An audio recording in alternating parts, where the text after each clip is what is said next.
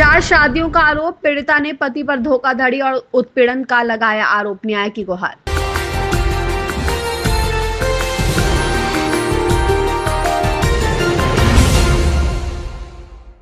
फिरोजाबाद के शिकोहाबाद थाना क्षेत्र के गांव नौशहरा की रहने वाली एक महिला ने अपने पति पर धोखाधड़ी, कई शादियां करने और उत्पीड़न के गंभीर आरोप लगाए हैं। पीड़िता का कहना है कि उसने न्याय के लिए प्रशासन का दरवाजा खटखटाया है, लेकिन अभी तक उसे राहत नहीं मिली है। वहीं आरोपी पक्ष की ओर से इस मामले में कोई प्रतिक्रिया सामने नहीं आई है।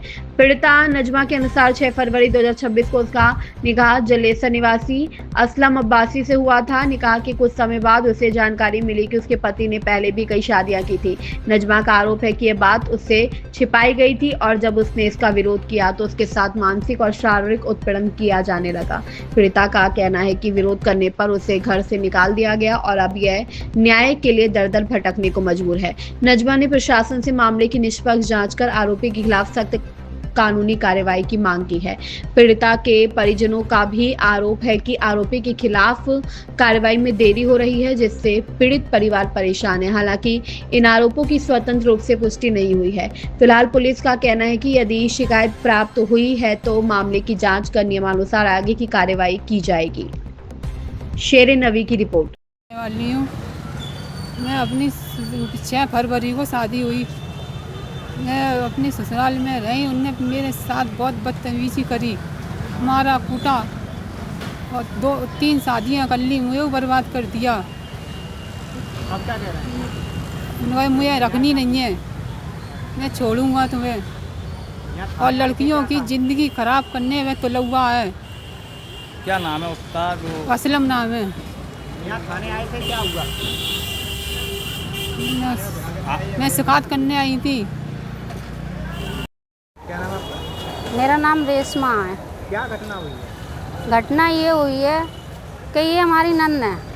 हमने इनकी शादी 6 फरवरी को असलम से करी थी, जो कि जलेसर के रहने वाले हैं। और उनका काम ये है कि वो लड़कियों से शादी करते हैं, 2-1 आध महीने रखते हैं, उनको मार पीट के मायके पटक आते हैं और ऐसी फैमिलियाँ ढूंढते हैं जो कि गरीब हों, अनपढ़ हों, जो कुछ कर नहीं पाएँ।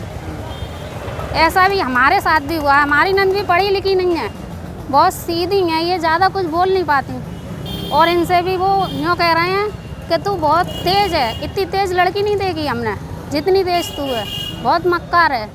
इनको बहुत मारा पीटा, यहाँ तक के खून कच्चर करके वो हमारे घर पटक गए।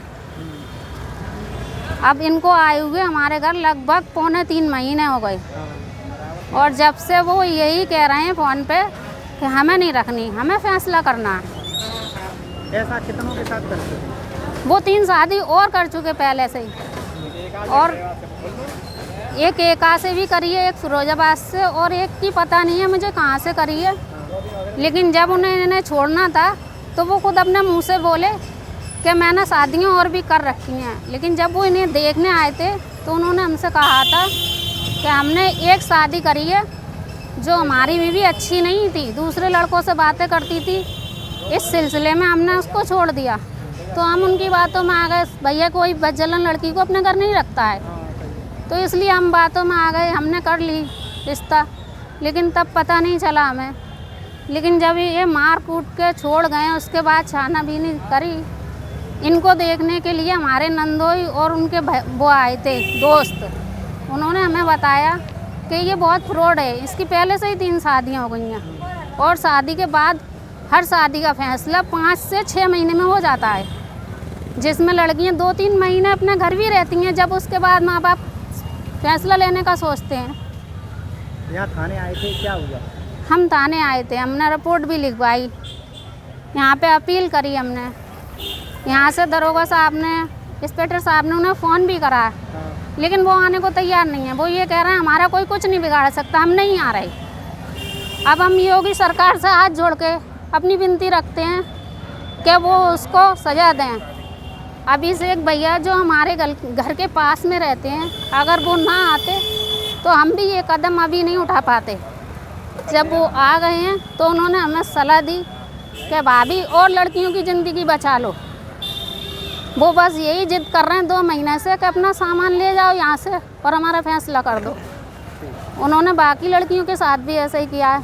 हम तो चाहते हैं कि उन लड़कियों को और हमारी नंद को इंसाफ मिले और मुआवजा मिले।